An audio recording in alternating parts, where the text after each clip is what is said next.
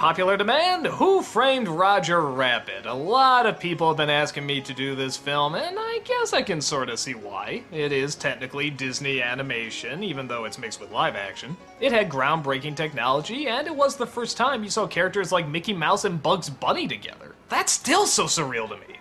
I'll spell the story real quick for all, 2 of you that don't know it. Eddie Valiant, played by Bob Hoskins, is a detective in Hollywood. Apparently, a very wealthy prankster named Marvin Acme has been murdered by a toon. Eddie doesn't mind too much seeing how he has this incredible prejudice against toons. Why? Because a toon killed his brother. How? Dropped the piano on his head.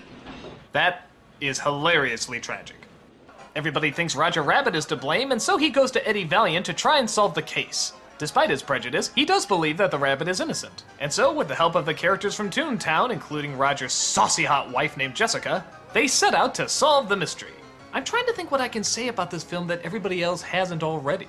Everybody's seen it, everybody loves it. In fact, they more than love it. They go crazy for it. So okay, let's talk about why people go crazy for this film, because to be honest, I never quite understood. I mean, don't get me wrong, I go crazy for it too. I am in love with this movie. But I mean, everybody in the world seems to like this film, even the biggest sourpusses. Is it the story?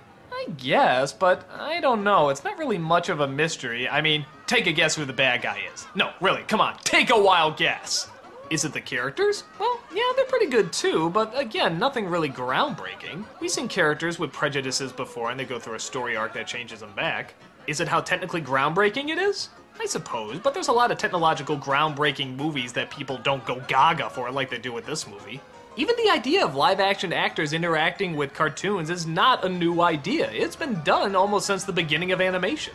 So really, what's the secret formula that everybody can identify with? Well, I thought about why I like the movie. I mean, sure, the story and characters are great, but what is it I love about it now that I love just as much as when I was a kid? And then it hit me. This is the movie I always wanted to see as a kid. The film's very clever in not taking modern-day cartoons, but rather the timeless cartoons that everybody grew up with.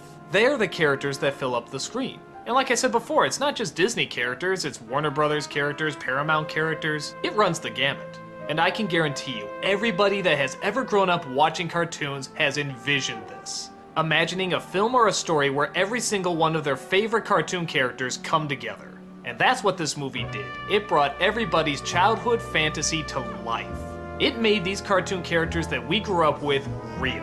It treated them with the same dedication and love that we felt every single time we watched them. You don't see a modern day manipulation of Bugs Bunny, you see Bugs Bunny. You don't see a writer trying to recreate Mickey Mouse, you see Mickey Mouse. And because it was set in the past, everybody knows these characters and absolutely loves them. And because of the technology they have, they seem more real than ever.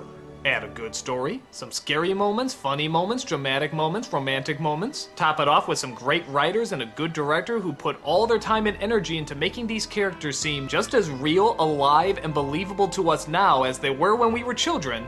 And you have a movie that captures all the zaniness, all the goofiness, and all the joy that we felt as children watching these cartoons. Quite honestly, it's a perfectly written love letter to our childhoods.